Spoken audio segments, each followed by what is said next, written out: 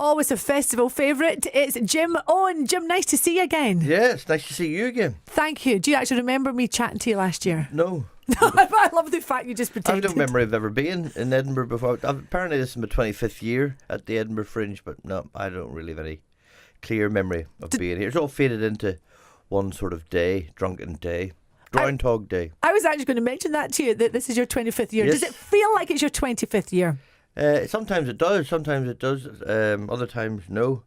But right now I've got wet feet, and I walked here and I've come through a few puddles. And it's all, Edinburgh's up, down hills, coat on, coat All those off. cobbles. Coat on, coat off, heavy breathing. Are we there? Where am I going? And so, in a lot of ways, when I'm walking the street, I feel like I'm walking through my memories. Oh, are you? Oh, and, after 25 years, I would imagine so, yeah. I remember staying there. I always stay, I end up kind of staying in different places. And then, I remember there was one year we were staying in there. And you're there the whole month, so you really get to know the shops and around the place. And think how it's all changed, of course, from staying in hotels to Airbnb. What are you doing this year for the festival? Airbnb, I think. But, this is the 25th time I've done the Fringe. I came one year, the first year I came, the girl looking after me got me a flat for a weekend. And I got in, there was just a bed in the corner. I got tea bags and milk, got organised, woke up the following morning, and there's a guy standing in the bed going, "What are you doing?" And I went, "What are you doing?" He goes, "We're from the stage, and we're the landlords. What are you doing in here?" Someone had gone and got the keys cut, rented it out, and got away with it, got the money off us, and so they threw us out in the morning. I was trying to reason with him, going, "But I've bought tea, and I've got milk in the fridge." He goes, "I don't care, get out." And what happened? So they threw us out, me and Jerry Sadovich. What a great story, but hang on, that guy's been like the fact that you two were there, Facebook Live moment, look who's in my flat. No, I was absolutely nobody then. I was just starting off. And people didn't really care. So they don't really care now, to be honest either. Actually, going back 25 years for your first performance, did you ever think sort of 25 years down the line that you'd still be doing this? Yeah, and if I did, I'd be disappointed, to be honest, if I had thought that.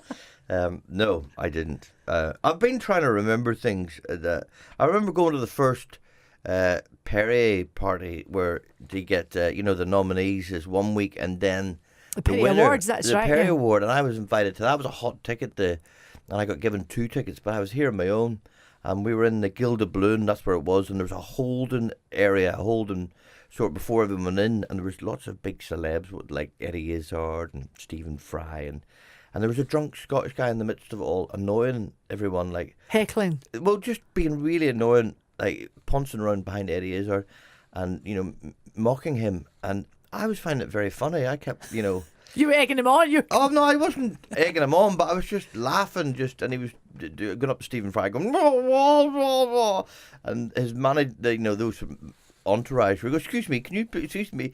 And but I was finding it really funny. He was mocking these supposed very funny, very funny people. But at the end, when everyone walked in, he was sort of staggering up against the wall, and he was very drunk. And I said to him, "If you can straighten up for 2 seconds, I can get you in here." And he did. He just straightened right up, and I gave him one of the tickets, and we both walked in, and I just let him go, and he just ruined that night. And I thought that was very funny. Jiméoin, the troublemaker. So what are you talking about this, your show this year? Yeah, well, I'm talking about, that's a really good question. It's just a lot of rubbish, really. I talk about the trivialities of my daily existence, getting through a life, as opposed to any big, strong messages. So it's topical stuff, just fun stuff. Not topical. I do more about my own frailties as a human being, and the little victories I try and get. I do a thing about, because Tuesday night is bin night in our house, and that's a big day, like, in my mind. Recycling. I have to put the bins out. I have to. So that's external pressure. I always have that bin night, and if I put the bins out, then I feel good about myself. I feel.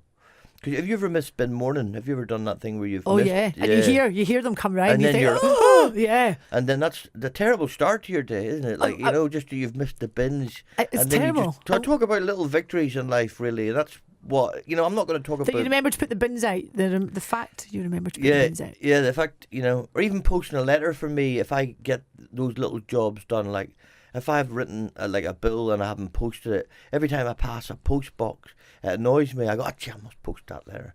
And every time I say, I've got to post that letter. And then when I eventually get round to posting it, then it's a job done. Do you know what I love? And I still handwrite letters. The fact that we don't have to lick a stamp anymore. Why not? Oh, of course, you've got the little bit of... Yeah, because it just... I still like them. Do you? I wonder what that taste is. Don't lick a stamp. Right, it's a third of a calorie. Right. Licking a stamp is, if you're calorie counting, it's a third of a calorie. That's just old habits, that, isn't it? Yeah, so you don't want to lick the stamp. No. My friend, his mum used to put a stamp on and then get soap and cover the stamp in soap. And then when the watermark went on, the postage watermark went on the stamp, it wouldn't stick to the soap. And then they'd recycle the stamp. It's an innovation in itself, actually. Well, my mum would We're not trying to give people ideas, though, right? No. My mum, if you could see the watermark wasn't on the stamp, she would cut that stamp out. That's quite clever when you... A little bit of sellotape and reuse it again. Of course, yeah, we're not encouraging anyone to do that. Jim, we are. But No, we are. You gotta save money where you can. Your show is Result and Roast Chicken Result. And where can we see you? You can see me at the EICC. It was called Roast Chicken Result because that was a cookbook I did, dishes for drunk people. And, like one of them was called Roast Chicken Result. When you come home, open up the fridge and there's a roast chicken in the fridge. Result.